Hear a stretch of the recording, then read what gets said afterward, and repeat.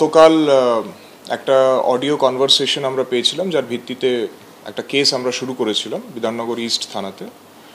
সেই কেসের পরিপ্রেক্ষিতে একজনকে অ্যারেস্ট করা হয়েছিল, যার নাম হচ্ছে রেজাউল হক।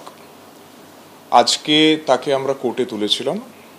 কালকে ওনাকে অ্যারেস্ট করার পর ওনাকে আমরা ইন্টারোগেট করেছি। ইন্টারোগেশনে উনি কোঅপারেট করেছেন এবং এই যে কথাটা যেটা হয়েছিল তার জন্য উনি দুঃখ প্রকাশও করেছিলেন।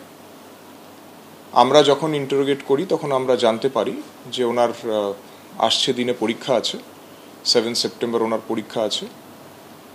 তো সেই পরিপ্রেক্ষিতে তদন্ত যেরকম আছে সেরকমভাবে চলবে, কিন্তু ওনারকে আমরা আর পুলিশ কাস্টাডিতে নেওয়ার প্রয়োজন মনে করিনি, সেই জন্য ওনাকে নেওয়া হয়নি। এবং ওনার যখন আজকে বেল হিয়ারিং হয়েছে, আমাদের তরফ থেকে বেলেরকে অপোজ করা হয়নি। উনি আজকে বেল পেয়েছেন, আমাদের যে তদন্ত সেটা চলতে থাকবে। কোর্টের অর্ডার শিট না দেখে এটা আমার পক্ষে বলা সম্ভব হবে। কোর্টের অর্ডার শিট না দেখে এটা আমার পক্ষে বলা সম্ভব হবে। আরেকটি প্রশ্ন যেটা হচ্ছে, রেজাউলকে তার কথোপকথনের জন্য আপনারা গ্রেফতার করলেন, অপর প্রান্তে কে ছিল তার সঙ্গে, সেটা আপনারা জানতে পারেন? সেটা আমরা জানি।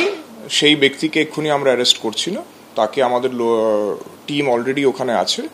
তাকে আমরা প্রাথমিকভাবে 35(3) BNSS এর নোটিশ দেব, দিয়ে ফার্দার ইনভেস্টিগেশন চলবে। আন্দোলনের সঙ্গে এদের সঙ্গে যুক্ত যে ওই সংগঠন আছে ওদের, যোগ্য শিক্ষক শিক্ষিকা অধিকার মঞ্চ, দুজনেই তার সদস্য।